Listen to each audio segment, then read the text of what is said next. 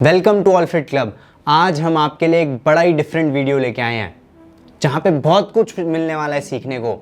याद है, आज से ठीक 1 साल पहले नारायण मूर्ति सर, जो कि इन्फोसिस के फाउंडर रह चुके हैं, उन्होंने एक बात कही थी 70 आवर वर्क वीक के बारे में। पहले एक छोटा सा क्लिप उनका देखते हैं कि वो कह क्या रहे हैं। India's work productivity is one of the lowest in the world. Our youngsters must say, this is my country. I want to work 70 hours a week. You know, this is exactly what Germans and Japanese did after the Second World War. Yes. The German leader, he sat down with the German leaders, corporate leaders, and he said, we have to rebuild, and that's your job. And they made sure that every German worked extra hours for a certain number of years.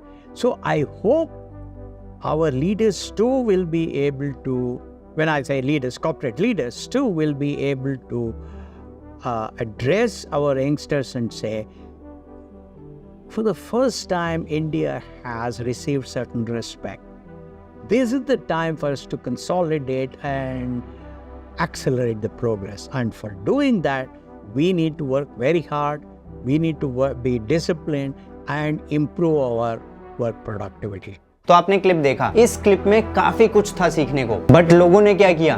लोगों ने एक line पकड़ ली कि he is promoting 70 hours work week, but उन्होंने एक nation perspective से ये बात बोली थी। अगर आप एनालाइज करो, अगर आप थोड़ा सा ब्रॉडर व्यू लेके आओ और उसको हमारे कंट्री को एनालाइज करो और कंपनीज को एनालाइज करो कि हमारी इकोनॉमी कैसे चलती है, सब कुछ एनालाइज करोगे तो आपको रियलाइज होगा कि जो हमारे कॉर्पोरेट एम्प्लॉयज होते हैं, कॉर्पोरेट प्रोफेशनल्स होते हैं, वो एक इंजन का काम करते हैं किसी भी कंट्री के इकोनॉमिक ग्रोथ में, इकोनॉमी को चलाने में। जैसे हम गाड़ी चलाते हैं, गाड़ी का एक इंजन होता है, एक हमारे बॉडी का एक इंजन होता है जिसे हम मेटाबॉलिज्म बोलते हैं, वैसे ही हमारी इकोनॉमी का एक इंजन होता है जिसे हम हमारे कॉर्पोरेट सेक्टर से को आइडेंटिफाई करते हैं उससे। तो ये समझना बहुत ज़रूरी है कि जो हमारे कॉर्पोरेट प्रोफेशनल्स होते हैं वो एक इंजन का काम करते हैं हमारे इकोनॉमी डेवलपमेंट में और इकोनॉमिक वेलफेयर में, जिससे कि सब पूरी कंट्री को फ़ायदा होता है। हमारी कंट्री में स्किल्ड प्रोफेशनल्स कितने हैं?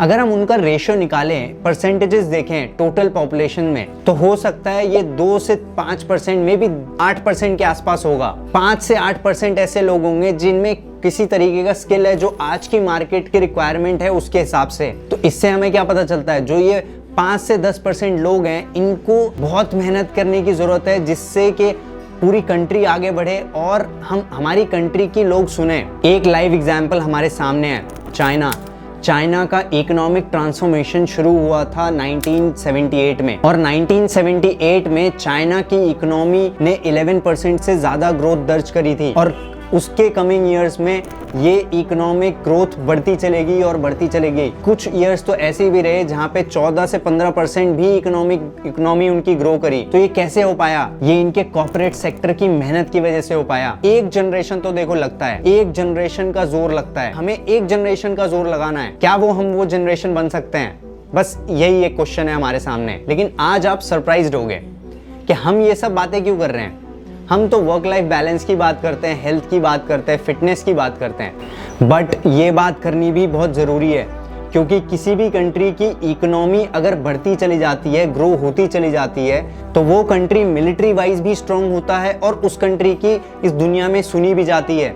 इसी वजह से यूएसए की अगर सबसे ज़्यादा लोग सुनते हैं, सबसे ज़्यादा कंट्रीज़ अगर सुनते हैं, तो उसके सेकंड नंबर पे चाइना है। और हमारे इंडियन कॉर्पोरेट एम्प्लॉयज़ भी इतनी मेहनत कर रहे हैं जिसकी वजह से हमारी कंट्री अभी 5th लार्जेस्ट इकोनॉमी है और हम 3rd लार्जेस्ट इकोनॉमी बनने की बात कर रहे हैं कि आने वाले टाइम में हम 3rd लार्जेस्ट इकोनॉमी भी जल्दी से बन जाएंगे। और रही बात health and work life balance की, तो ऑलफिट क्लब हमेशा आपके साथ है।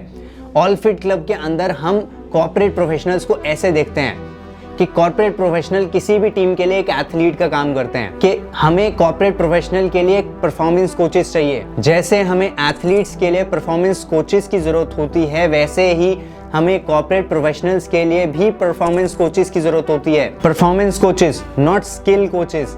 लेकिन परफॉर्मेंस कोचेस का मतलब क्या है?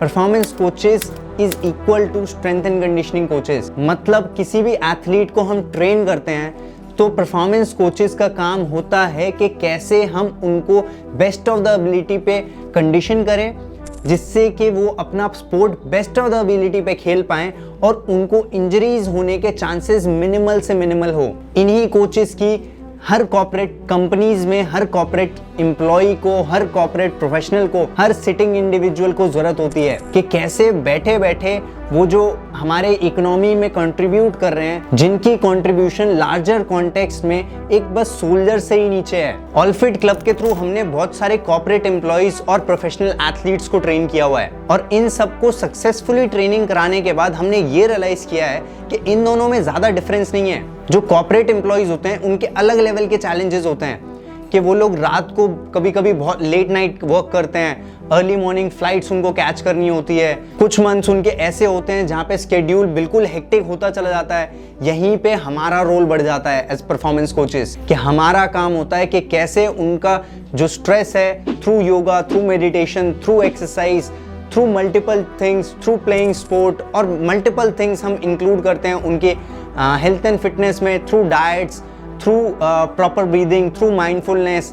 ये सब चीज़ें हम जितना ज़्यादा इंक्लूड करते हैं और इनको एक्सपीरियंस कराते हैं कि आपको जब भी कुछ ऐसा वैसा फील हो, डीमोटिवेशन फील हो, लेथार्जी फील हो, फटीग फील हो, तो आप कुछ ये प्रैक्टिसेस करो जिससे कि आप अपना एनर्जी लेवल्स वापस ऊपर लेके आ पाओ और आप अपने बेस्ट ऑफ द एबिलिटी पे काम करते चले जाओ, जिसकी हमारी कंट्री को भी आपकी जरूरत है और आपकी कंपनी को भी आपकी जरूरत है और तो और आपकी फैमिली और आपको भी आपकी ही जरूरत है। डोंट गेट मी रॉन्ग, हम ये नहीं कह रहे कि आप इतना हेक्टिक काम करो कि आपकी हेल्थ और फिटनेस की बैंड बज जाए। हम ये कह रहे हैं कि आप ज़्यादा एफिशिएंटली काम कर पाओ, इतनी एनर्जी लगा के इतना ज़्यादा बड़ा इम्पैक्ट प्रोड्यूस कर पाओ। हम इसकी बात कर रहे हैं क्योंकि हम इस दुनिया में एक सर्टेन पीरियड ऑफ टाइम के लिए आते हैं और वो टेन्योर में जब हम रहते हैं उसमें कितना बड़ा इम्पैक्ट हम छोड़ के जा सकते हैं वो हमारे हाथ में होता है। तो it is important to see our work like we are doing a welfare to our nation,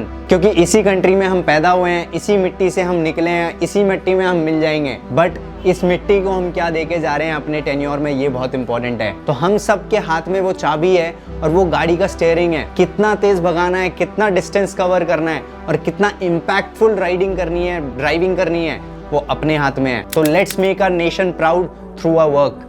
तो ये था हमारा छोटा सा पर्सपेक्टिव नारायण मूर्ति सर के वो छोटे से स्टेटमेंट के बारे में। आई होप आपको ये वीडियो बहुत पसंद आई हो। अगर हाँ तो कमेंट करके ज़रूर बताइए और आपको भी लगता है कि हमने कुछ मिस किया या आपका कोई और पर्सपेक्टिव है इस बारे में तो ज़रूर कमेंट करिए। इस वीडियो को लाइक ज़रूर करिए, चैनल को सब्सक्राइब करिए और शेयर कर दीजिए अगर पसंद आया हो तो। Till then eat healthy, breathe deep and move a lot. अपना ख्याल रखिए।